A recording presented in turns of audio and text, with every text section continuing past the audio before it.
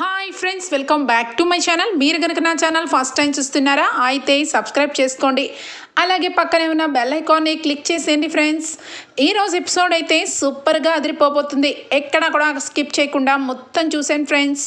అప్పుడే మీరు ఎంజాయ్ చేయగలుగుతారు. నచ్చినట్లయితే చిన్న లైక్ ఇచ్చి ఎంకరేజ్ చేసేయండి. ఇక ఎపిసోడ్లోకి అయితే వెళ్ళిపోదాం. ఈ ఎపిసోడ్ స్టార్ట్ అవగానే కావ్య అప్పుకి ఫోన్ చేయడంతో అప్పు అయితే ఇంకా అక్కడికి వస్తుంది. స్వప్నని అలాగే కావ్యని ఇద్దరిని కూడా ఇంటికి వెళ్ళిపోమని చెప్పి కారు మాట్లాడి మరీ పంపించేస్తుంది. అక్కడ ఎవరు కూడా ఇక దొంగలు ఇక కనబడకపోయేసరికి ఇక అప్పుకైతే చాలా కోపం వస్తుంది. ఇక కావ్యక్క, మీరు ఇంటికి వెళ్ళండి, నేను ఇప్పుడే వచ్చేస్తాను కదా అని చెప్పి అంటుంది.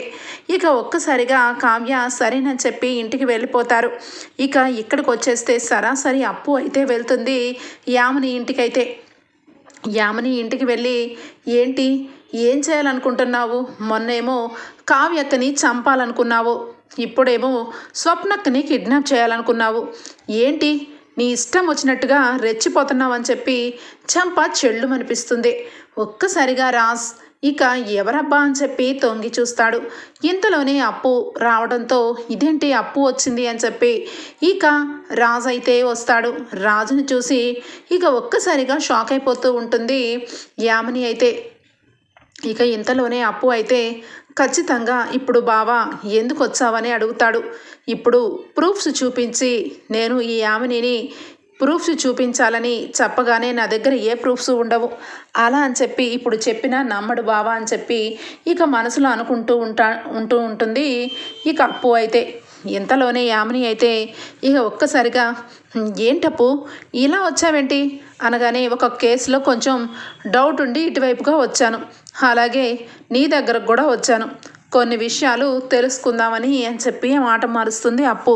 ఇక వెంటనే యామిని, చూసావా బావా, ఈ అప్పుకి నా మీద కోపం ఉన్నట్టుంది, అందుకే ఎప్పుడు కూడా ఏదో ఒక రకంగా నన్ను ఇరికించాలని చూస్తుంది.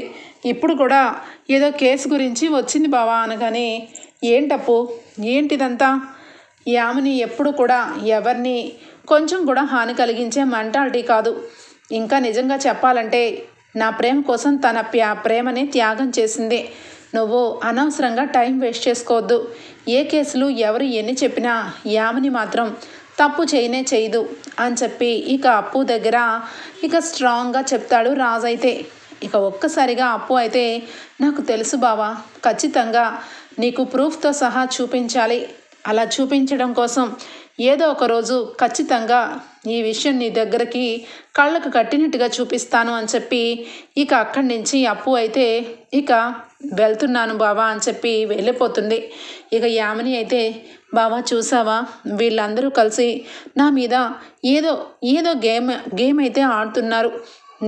నువ్వు కళావతిని ప్రేమించావని తెలిసి నా ప్రేమని కూడా వదులుకున్నాను, కానీ వీళ్ళకి ఇంకేం కావాలి, నాకేమీ అర్థం కావట్లేదు అని చెప్పి ఇక కావాలని మాట్లాడుతుంది. నువ్వేమీ బాధపడకు యామిని, పద అని చెప్పి రాజు లోపలికి తీసుకొని వెళ్ళిపోతాడు. ఇక ఇక్కడికి వచ్చేస్తే ఇంటికి స్వప్నాన్ని తీసుకొని కావ్య రావటం చూసి ఒక్కసారిగా అపర్ణాదేవి ఇందిరాదేవి ఇద్దరు కూడా కావ్యని, ఏంటి అసలు ఏమనుకుంటున్నావు నువ్వు, పెద్ద చిన్న లేదా, ఎవరు ఏం చెప్పినా నీకు అవసరం లేదా, నీ గురించి నా మనవడు ఎంతసేపు నుంచో ఉండి వెయిట్ చేసి వెళ్ళిపోయాడు, అసలు నువ్వు ఎక్కడికి వెళ్ళావు అనగానే ఇక వెంటనే పక్కనే ఉన్న స్వప్న, ఆంటీ కావ్యని ఏమి అనకండి, ఈరోజు నేను హాస్పిటల్కి వెళ్ళాలని పాపని తీసుకొని బయలుదేరాను కదా, అప్పుడే నా మీద యామిని నన్ను కిడ్నాప్ చేయించాలని ప్రయత్నం చేసింది, సమయానికి కావ్యక్క రాకపోయి ఉంటే ఈ పాటికి నేను చచ్చిపోయేదాన్ని అని చెప్పి చాలా బాధపడుతూ ఇక చెప్తుంది. ఆ విషయం విన్న దుగ్గిరాల కుటుంబం ఉలిక్కి పడుతుంది.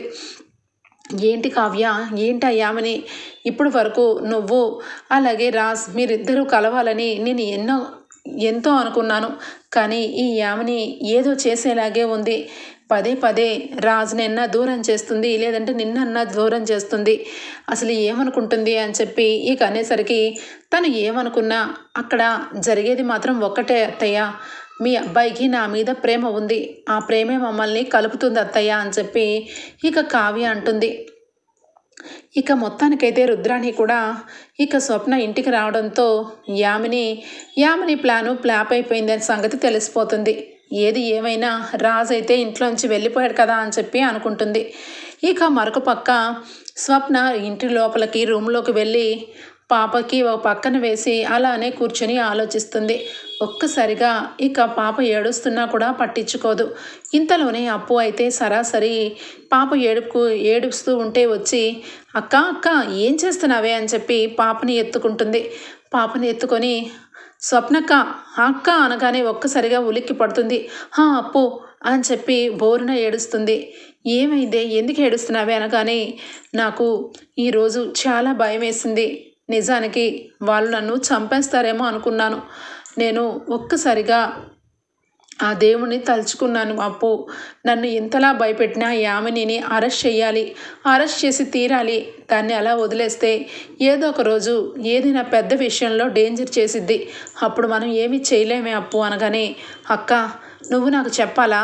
నా దగ్గర సాక్ష్యాధారాలు లేవు, లేదంటే ఇప్పుడు దాని దగ్గరికి వెళ్ళొస్తున్నాను. ఇక దాన్ని చంప చెల్లుమనిపించాను. ఇక త్వరలోనే దాని చేతికి సంకెళ్ళు వేస్తాను. నువ్వేమీ బాధపడమాకు అని చెప్పి పాపని ఓదారుస్తుంది. ఇంతలోనే కావ్య కూడా వస్తుంది.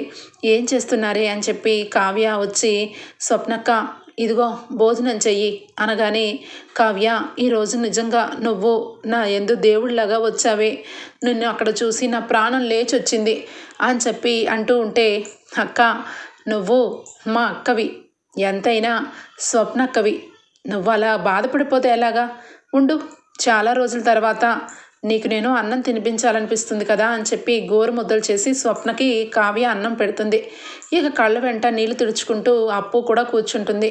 ముగ్గురు అక్క చెల్లెళ్ళు ఇక చాలా సంతోషంగా ఇక ఒకరి కళ్ళల్లో ఒకరు కన్నీరు తుడుచుకుంటూ భోజనం తినిపించుకోవడం చూసి రుద్రాణి లోపల ఉడికిపోయి అగ్నిగుండమైపోతూ ఉంటుంది. ఏంటి ఈ కనకం ముగ్గురు కూతుర్లు ఇక తెగ సంబరపడిపోతున్నారు. ఈ స్వప్న, ఈ అప్పు, ఈ కావ్య వీళ్ళు ముగ్గురుదే పెత్తనమైంది ఇంట్లో. ఈ స్వప్న ఇంటికి తిరిగి వచ్చింది. ఇది తక్కువది కాదు. ఖచ్చితంగా తన వెనకాల ఏం జరుగుతుందో తెలుసుకొని ఆ వెనకాల కారణం నేనేం తెలిస్తే నన్ను చంపపడేస్తుంది అని చెప్పి అనుకుంటూ ఈ యామిని ఏదో తెలివిగా నిర్ణయం తీసుకుందనుకుంటే ఎంతలాగా దీన్ని ఎలా వదిలేసింది? 2 రోజుల వరకైనా దీన్ని ఇంటికి రానివ్వకుండా ఉంటే బాగుండేది కదా అని చెప్పి ఇక డిసప్పాయింట్ అవుతుంది రుద్రాణి. ఇక కావ్య అయితే ఆలోచన చేస్తూ ఉంటుంది. ఏమైంది, ఏం ఆలోచిస్తున్నావు అనగానే ఏమీ లేదప్పు, ఇందాక నువ్వు వచ్చావు కదా, ఇక మా మమ్మల్ని కాపాడిందని చెప్పాను కదా రేవతి గారని, ఆమెను చూస్తుంటే ఎక్కడో చూసినట్టు అనిపిస్తుంది అనగానే నువ్వు ఎక్కడ ఎందుకు చూసినట్టు అనిపిస్తుంది? నాకైతే మొట్టమొదటిసారి చూసినట్టే అనిపిస్తుంది అనగానే లేదు ఆవిడ చూస్తుంటే నాకు ఎవరో జ్ఞాపకం వస్తున్నారు, కానీ గుర్తు రావట్లేదే అని చెప్పి సరే మీరు ఇక పడుకోండి అని చెప్పి ఇక స్వప్నకి ధైర్యం చెప్పి ఇక అప్పు దగ్గర నుంచి వచ్చేస్తుంది కావ్య. ఇక కావ్య రావడంతోనే ఇక ఈ ఫోటో ఎక్కడ ఉంది? మన ఇంట్లో ఎక్కడో ఉంది. నేను ఈ ఫోటోని ఇక రేవతి గారి ఇంట్లో ఉన్న ఫోటోని నేను అత్తయ్య దగ్గర కూడా చూశాను. అత్తయ్య ఇక బీరువాలో ఒకరోజు బట్టలు సర్దమన్నప్పుడు అప్పుడు ఆ ఫోటో చూశాను. అది పాస్పోర్ట్ సైజ్ ఫోటో. ఈ ఫోటోలాగే అనిపిస్తుంది. ఎందుకైనా మంచిది ఈ ఫోటోతో ఆ ఫోటో మ్యాచ్ అవుతుందా చూడాలి. అసలు అత్తయ్య గురించి అంత టక్కున ఎలా చెప్పారు? అత్తయ్యకి కోపమని ఇక ఒకేసారి ఆనందం వచ్చినా ఒకేసారి కోపం వచ్చినా చాలా పెద్దగా రియాక్ట్ అవుతారని ఇంత కరెక్ట్గా ఎలా చెప్పారు? ఇంకా నిజం చెప్పాలంటే ఇక అత్తయ్య గురించి ఇక అడిగినప్పుడు ఆమె మొహం కూడా చాలా ఆనందంగా వెలిగిపోయింది. అలాగే నన్ను, అప్పుని, అలాగే స్వప్నకని అందరినీ కూడా పేర్లు క్లియర్గా పలుకుతుంది. అసలు ఆవిడకి మనకి సంబంధం ఏంటి? అసలు ఆమె ఎవరు? ఏదో తొందరలో ఆమె గురించి ఏమి కనుక్కోకుండా వచ్చేసానే అని చెప్పి ఇక మనసులో అనుకుంటూ ఉంటుంది. ఇక అపర్ణ అలాగే సుభాష్ లాన్లో కూర్చొని ఇక మాట్లాడుకోవడం గమనిస్తుంది. ఖచ్చితంగా ఈ ఫోటో ఆ ఫోటో ఒకటే అయితే రేపే ఆవిడ్ని కలవాలి అని చెప్పి లోపలికి వెళ్ళి కబోర్డ్ తెరిచి చిన్న ఆల్బమ్ లోపల నుంచి లాగి అందులో పాస్పోర్ట్ సైజ్ ఫోటోలో ఉన్న చిన్నప్పుడు ఫోటోని అలాగే ఇక్కడ రేవతి గారి ఇంట్లో తీసిన సెల్ ఫోన్లో ఫోటోని రెండింటిని మ్యాచ్ చేస్తుంది. ఒక్కసారిగా అవాక్కైపోతుంది కావ్య. అంటే ఖచ్చితంగా ఈవిడ ఈ ఇంటి సభ్యురాలా? ఆ మొహం చూస్తున్నా ఏదో కదలికలు చూస్తున్నా ఏదో గుర్తుకొస్తుంది. కానీ ఏమీ గుర్తు రావట్లేదు. రేపు ఖచ్చితంగా తెలుసుకొని తీరుతాను అని చెప్పి ఇక అనుకుంటూ బయటకు వస్తుంది. ఒక్కసారిగా ఇక అక్కడే ఉన్న ఇందిరాదేవి కావ్యని చూసి, మనవరాల ఏంటి నా కోడల రూమ్లో నుంచి భయపడుకుంటూ వస్తున్నావు అనగానే, అది ఏమీ లేదు నానమ్మ అని చెప్పి బయటకు వస్తూ ఉంటుంది. నువ్వు ఏదైనా కూడా దాచలేవే, నీ కళ్ళల్లోనే నిజం తెలిసిపోతుంది. స్వప్న రూమ్లోకి వెళ్ళి అంత బెదురుగా వచ్చి ఏమీ లేదన్నావు అంటే ఏదో ఉందనే అర్థం, నాతో కూడా చెప్పలేవా నువ్వు అనగానే, అది ఏంటంటే నానమ్మ అది రేవతి అనగానే, ఏంటి ఏం మాట్లాడుతున్నావు అనగానే, అది రేవతి గారు అనే ఆవిడ మీకు తెలుసా అనగానే, ముందు ఆ రేవతి అన్న ఆవిడ ఎవరో చెప్పవే, తెలుసో లేదో నేను చెప్తాను అనగానే, పొద్దున్న నేను స్వప్నక్క ఇక దొంగల బారి నుంచి ఇక బయటపడ్డాము అంటే కారణం రేవతి గారే. మమ్మల్ని సేవ్ చేశారు నానమ్మ. కానీ ఆవిడ చాలా చాలా తెలివిగా మన ఇంట్లో అందరి గురించి మాట్లాడుతుంది. ఇంకా నిజం చెప్పాలంటే చాలా క్లోజ్గా మాట్లాడుతుంది నానమ్మ. అసలు ఆవిడ ఎవరానని నాకు అనుమానం అనిపించింది ఇక అని చెప్పి ఆగిపోతుంది. ఎమ్మటే ఏమైంది, ఆవిడ చాలా క్లోజ్గా మాట్లాడితే మన ఇంట్లో సభ్యురాలు అయిపోతుందా చెప్పు అనగానే, అంటే ఈ పాస్పోర్ట్ సైజ్ ఫోటో చూడండి నానమ్మ అని చెప్పి ఫోటో చూపిస్తుంది. ఒక్కసారిగా ఇందిరాదేవి ఆ ఫోటో చూసి షాక్ అయిపోతుంది. ఈవిడే ఇక రేవతి గారా అని చెప్పి అనగానే, ఏమో ఎవరికి తెలుసు అని చెప్పి అక్కడి నుంచి ఇక తడబడుకుంటూ లోపలికి వెళ్ళిపోతుంది ఇందిరాదేవి. ఆగండి అమ్మమ్మ, ఇప్పుడు వరకు అడిగారు, అన్ని వివరాలు చెప్పాను, కానీ ఫోటో చూసి మీరు ఎందుకు అలా వెళ్ళిపోతున్నారు అని చెప్పనగానే, మరి ఏం చెప్పాలి చెప్పు, ఆ రేవతి గురించి ఇంట్లో ఎప్పుడూ ప్రస్తావించనని, తన గురించి మాట్లాడనని మీ అత్తగారికి మాట ఇచ్చాను. మరి అలాంటప్పుడు ఇప్పుడు ఆవిడ గురించి చెప్తే బాగోదు కదా అనగానే, ఎవరు అందరి ముందు చెప్పకూడదని అత్తయ్య దగ్గర మాట తీసుకున్నారు, కానీ నా దగ్గర కాదు నానమ్మ, చెప్పండి నానమ్మ, ఈవిడ ఏమవుతుంది, ఈ ఇంటికి ఎవరు అనగానే, ఇంకా నీకు అర్థం కాలేదా, అపర్ణ స్వయాన చెల్లెలు అనగానే ఒక్కసారిగా షాక్ అయిపోతుంది. ఏంటి ఇక అత్తయ్య వాళ్ళ చెల్లెల అనగానే, అవును వాళ్ళిద్దరూ కూడా అక్క చెల్లెళ్ళు. తను మన ఇంట్లో చాలా క్లోజ్గా ఉండేది. అంతెందుకు రాజ్ చిన్నప్పుడు చాలా వరకు ఆ అమ్మాయే ఎక్కువ చూసుకునేది. తను చాలా చలాకీగా ఉండేది అనగానే, మరి ఏంటి నానమ్మ బస్తీలో ఉందేంటి, తనని చూస్తుంటే ఏదో నాకు అనిపించింది, అందుకే అనుమానంగా ఫోటో తీశాను. తను ఇక్కడికి రాకుండా బస్తీలో ఎందుకుంది, అసలు ఇక అత్తయ్య వాళ్ళ చెల్లెలు అంటున్నారు, మరి అత్తయ్య ఎప్పుడు కూడా ఆవిడ గురించి చెప్పలేదు అనగానే అప్పుడు చెప్తుంది ఇందిరాదేవి, చూడవే మనవరాల, ఇన్ని సంవత్సరాల తర్వాత ఈ విషయం నా నోటితో చెప్తున్నానంటే ఇక నిన్ను స్వప్నని కాపాడింది కాబట్టే చెప్తున్నాను. కానీ నేను చెప్పినట్టుగా, నేను నీతో మాట్లాడినట్టుగా మీ అత్తగారికి తెలియకూడదు అనగానే, తెలియదు చెప్పండి నానమ్మ అనగానే అప్పుడు చెప్తుంది, ఇక తను మన ఇంట్లోనే ఉండేది. ఇక హాస్టల్లో తను చదువుకునేటప్పుడు కూడా అపర్ణ ఉంది కదా అని చెప్పి ఇక్కడికే వచ్చి చదువుకోమన్నాము. ఇక చాలా వరకు తన ఎడ్యుకేషన్కి సంబంధించి అన్ని విధాల సుభాష్ కానీ ఇక ప్రకాశం కానీ సొంత ఇంట్లో చెల్లెల్లాగా చూసుకునేవాళ్ళు. కానీ ఒకరోజు ఇక తను హఠాత్తుగా ఇంట్లో నుంచి వెళ్ళిపోయింది. ఎందుకు వెళ్ళిపోయిందా అని చెప్పి ఇంట్లో అందరం కూడా వెతికాము. అసలు ఏం జరిగిందో తెలియలేదు. కానీ తీరా చూస్తే ఇక ఒక అతన్ని పెళ్లి చేసుకొని ఇక ఒక్కసారిగా జంటగా దండలు మార్చుకొని వచ్చింది. అది తెలిసిన అపర్ణ వాళ్ళ నాన్న ఇక ఆయన్ని పెళ్లి చేసుకున్నందుకు ఇక అపర్ణ వాళ్ళ నాన్నగారికి ఇష్టం లేదు. ఇక ఎమ్మటే కూడా గొడవలు పడ్డారు. ఏమయ్యిందో ఏమో తెలీదు. ఇక అపర్ణ వాళ్ళ నాన్నగారు అయితే కాలం చేశారు. వాళ్ళ చెల్లి చేసిన పనికి ఇక అపర్ణ అయితే ఎప్పటికీ కూడా తన మొహం చూడకూడదని ఒట్టేసుకుంది. ఇక ఇంట్లో వాళ్ళందరం కూడా అపర్ణకి నచ్చ చెప్పాము, కానీ వినలేదు. అది అమెరికా వాడని చెప్పి అమెరికాలో ఉంటుందని మేము అందరం అనుకుంటున్నాం. కానీ ఇప్పుడు నువ్వు చెప్పిన ప్రకారం బస్తీలో ఎందుకు ఉంది, రేవతి పెళ్లి చేసుకునేటప్పుడు అతను సాఫ్ట్వేర్ అని మా అందరికీ తెలుసు అనగానే ఒక్కసారిగా అంతా విని షాక్ అయిపోతుంది ఇక కావ్య అయితే. అంటే తను బస్తీలో ఉన్నది అని చెప్పింది, మరి మీరు చెప్పిన ప్రకారం అమెరికాలో లేదు, మరి అలాంటప్పుడు ఏదో జరుగుంటుంది నానమ్మ, మరి మనం హెల్ప్ చేయొచ్చు కదా అనగానే, ఏంటి హెల్ప్ చేసేది, ఇప్పుడు వరకు నేను చెప్పిందంతా కూడా విని మర్చిపో. ఇక నువ్వు అనవసరంగా ఆ రేవతి గురించి ఒక్క మాట కూడా చెప్పొద్దు. తను బస్తీలో ఉందో ఎక్కడ ఉందో మనకు తెలియదు అని చెప్పి ఇక అక్కడి నుంచి వెళ్ళిపోతుంది ఇందిరాదేవి. ఇక వెంటనే స్వప్నకి ఐడియా వస్తుంది, ఆవిడ్ని కలవాలి. ఇక అత్తయ్యని అలాగే రేవతి గారిని ఇద్దరిని ఒక్కటి చెయ్యాలి. ఎంతైనా అత్తయ్యతో పాటు పెరిగిన సొంత చెల్లెలు, ఆవిడ అక్కడ ఉండకూడదు, ఆవిడ్ని మన ఇంటికి తీసుకురావాలి అని చెప్పి అనుకుంటూ ఉంటుంది కావ్య. ఇక మరొక వైపు ఇదిలా ఉండగా ఇక యామిని అయితే ఇక రుద్రాణికి ఫోన్ చేస్తుంది. రుద్రాణి, చెప్పు యామిని, ఏంటి ఫోన్ చేసావు ఈ టైంలో అని చెప్పి అనగానే, ఏ టైంలో చేస్తే ఏమైంది, నువ్వు ఖాళీగా ఉన్నారా లేరా అనగానే, ఖాళీగానే ఉన్నాను చెప్పు అనగానే, ఇగో ఇక నుంచి ఇక స్వప్న టార్గెట్ అయిపోయింది. ఇక నెక్స్ట్ టార్గెట్ ఎవరున్నారు, ఆ ఇంట్లో కావ్యతో ఎక్కువగా అటాచ్మెంట్గా ఉండేది ఎవరు అని చెప్పి ఇక బాగా చెప్తూ ఉంటే, ఇంకెవరుంటారు, అపర్ణనే. అపర్ణ అంటే చాలా ప్రేమ కావ్యకి. అపర్ణకి ఒకసారి హార్ట్ అటాక్ వచ్చినప్పుడు అల్లాడిపోయింది. అందువల్ల అపర్ణ వదినంటే కావ్యకి చాలా ఇష్టం అనగానే, అయితే నెక్స్ట్ టార్గెట్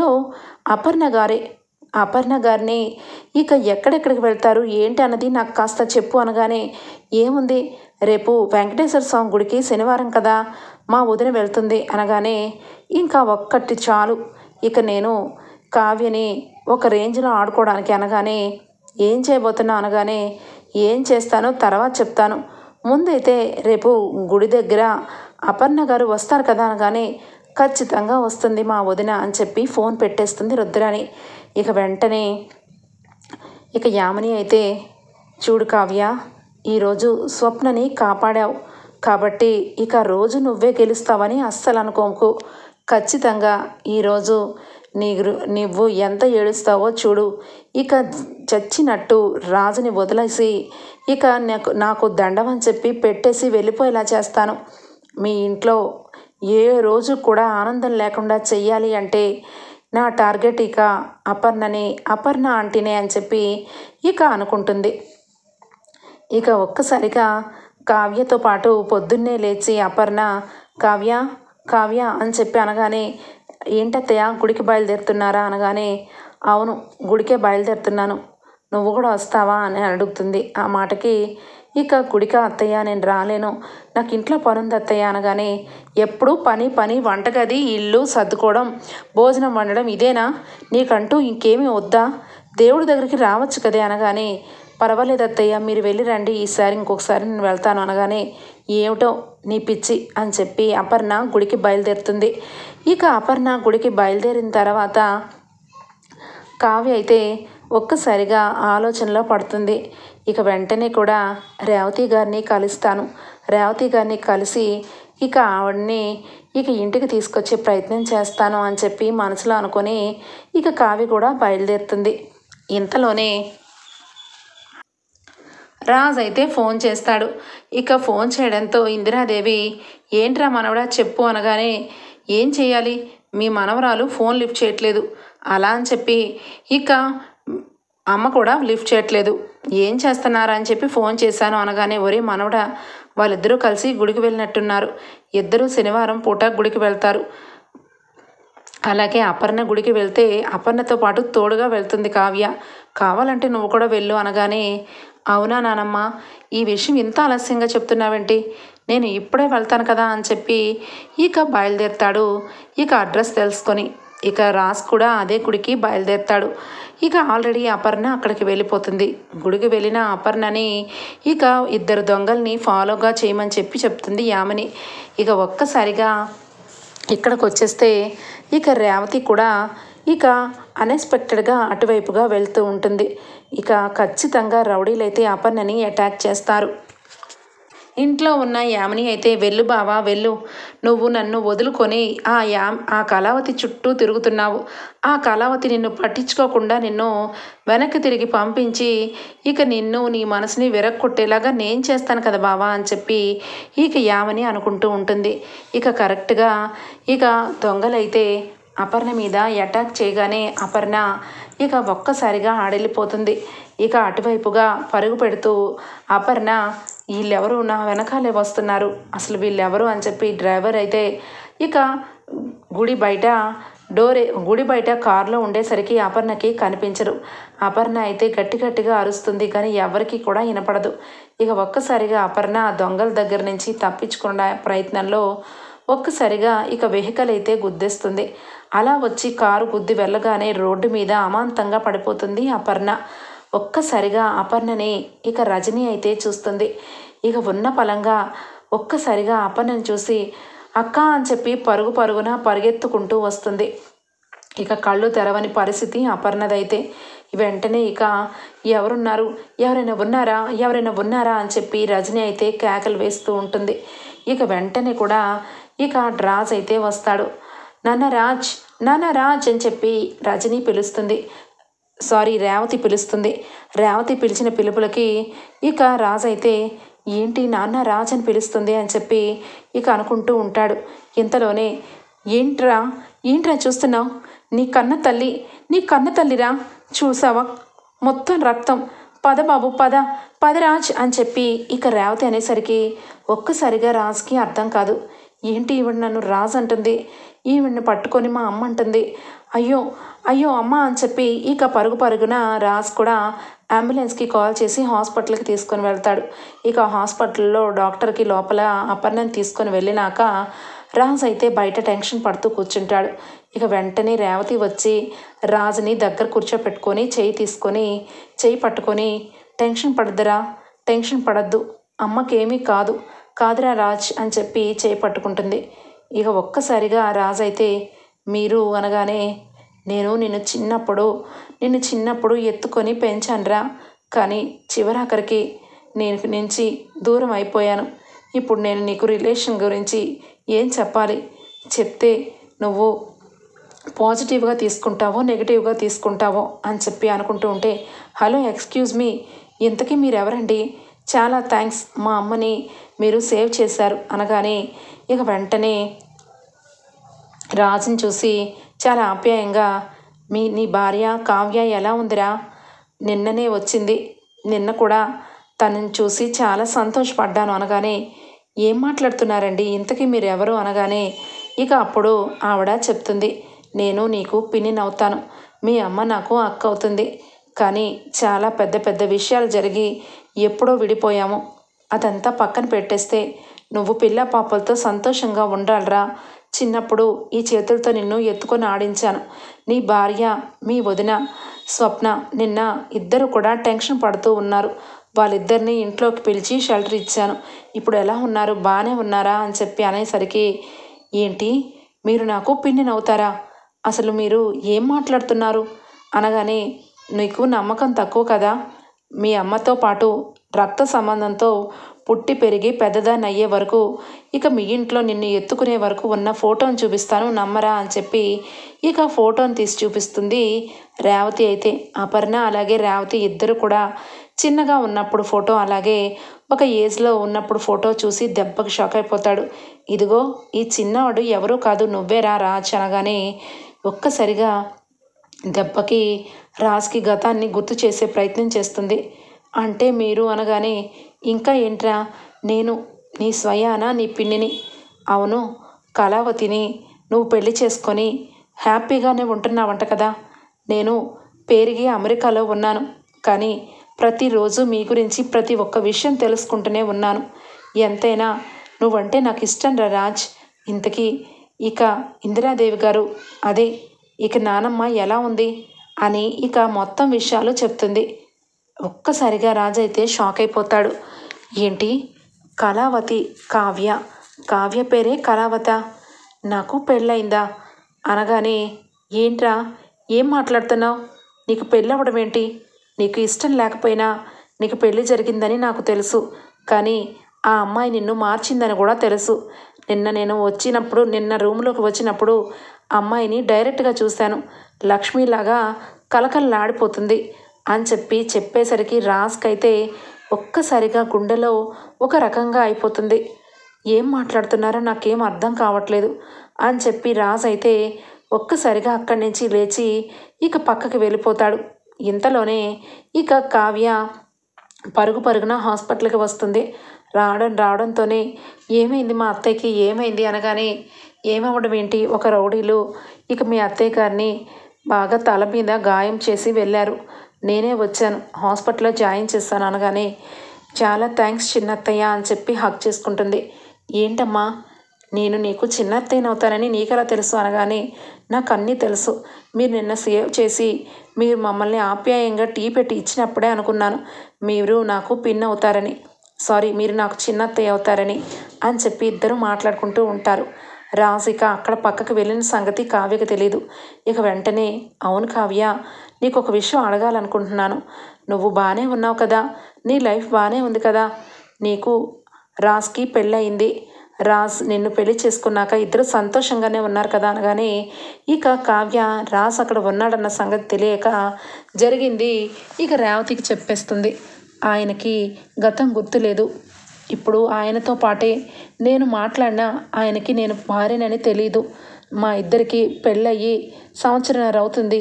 కానీ ఆయన మాత్రం ఇప్పుడు పరాయి మనిషిలాగే ఉన్నాడు. ఆయన ఇప్పుడు రాజ్ కూడా కాదు, రామ్ అని జరిగిందంతా కూడా రేవతికి చెప్తూ ఉంటే ఒక్కసారిగా రాజ్ స్టన్ అయిపోతాడు. అంటే నా ఫ్యామిలీ దుగ్గిరాల ఫ్యామిలీనా? కళావతి నా భార్య, స్వయాన అపర్ణ గారు నా అమ్మ, సొంత నా రక్తం పంచుకు పుట్టిన బిడ్డనన్నమాట అని ఆనందంతో ఇక ఒక్కసారిగా ఎగిరి గంతేయాలనిపిస్తుంది. కానీ ఇదంతా ఎందుకు దాచిపెడుతుంది కావ్య? నాకు ఏమవుతుందని ఇంత గతం జరిగిన విషయాన్ని నాకు చెప్పకుండా కనీసం యామినికైనా చెప్పుండాలి కదా. మరి పెళ్లి వరకు ఎందుకు రానిచ్చింది? అంటే యామిని నిజంగానే కళావతిని చంపాలని చూసిందా?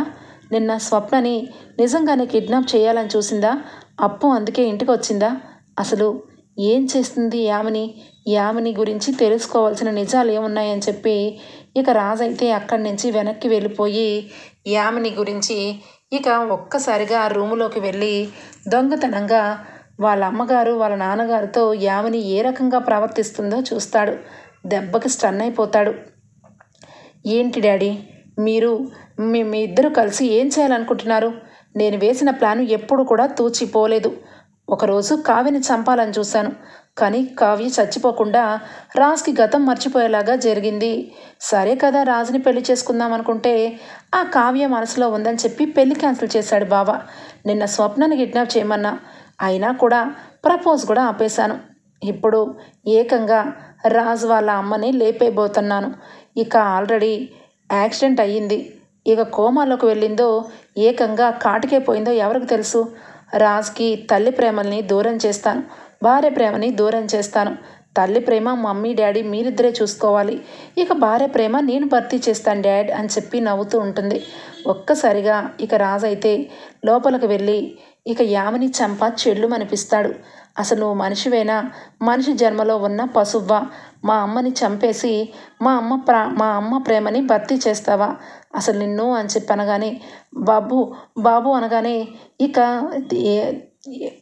యామిని వాళ్ళ అమ్మా నాన్నని కూడా చంపలు పగలగొట్టి మీ మీద నిన్నటి వరకు గౌరవం ఉండేది, అందుకే మీకు మాట ఇచ్చాను మీ అమ్మాయిని పెళ్లి చేసుకుంటానని. కానీ మీరు ముగ్గురు కలిసి ఇంత ఘోరాది ఘోరాలు చేస్తున్నారని ఊహించలేకపోయాను. మా అమ్మని చంపిద్దామని ఈరోజు నువ్వు చేసిన ప్లాను, నువ్వు చేసింది తక్కువ కాదు. నిన్న స్వప్నని కిడ్నాప్ చేయాలనుకున్నావు, అంతకుముందు నా భార్య కళావతిని చంపాలనుకున్నావు. అందుకే నీకోసం నేను అప్పుకి ఫోన్ చేశాను. ఇవిగో అప్పు వస్తుంది, కరెక్ట్గా రెడీగా ఉండు, అరెస్ట్ వారెంట్తో వస్తుంది అనగానే ఇక ఏం మాట్లాడాలో తెలియదు. ఇక పక్కాగా ప్రూఫ్లతో దొరికిపోతుంది. ఇక రఘుగడిని బాగా కుమ్మి అప్పు అయితే ప్రూఫ్ని సంపాదిస్తుంది. ఇక స్వప్నని కిడ్నాప్ చేసి వెళ్ళిపోతున్న అతని తలకాయ పగలకొట్టడం వల్ల వాడిని కూడా పట్టుకొని మొత్తం నిజాలు కక్కిస్తుంది. ఇక ఇంతలోనే రాజీ స్వయంగా ఫోన్ చేసి రమ్మన్నందుకు ఇక అప్పు సంతోషంతో అరెస్ట్ వారెంట్ తీసుకొని వచ్చి యామినిని అరెస్ట్ చేస్తుంది. ఇక మొత్తానికైతే రాజ్కి మొత్తం గతం గుర్తుకు రాకపోయినా ఇక రేవతి గారి ద్వారా తను ఎవరు ఏంటి, తన కుటుంబ సభ్యులు ఎవరు, తనకు భార్య ఉంది, యామిని తన ఎనిమి అని మొత్తం తెలిసిపోతుంది. ఓకే ఫ్రెండ్స్, రాబోయే ఎపిసోడ్స్లో ఈ విధంగా జరగబోతుంది. మీకు గనక నచ్చినట్లయితే ఒక లైక్ ఇచ్చేయండి friends. Bye, take care, thank you for watching.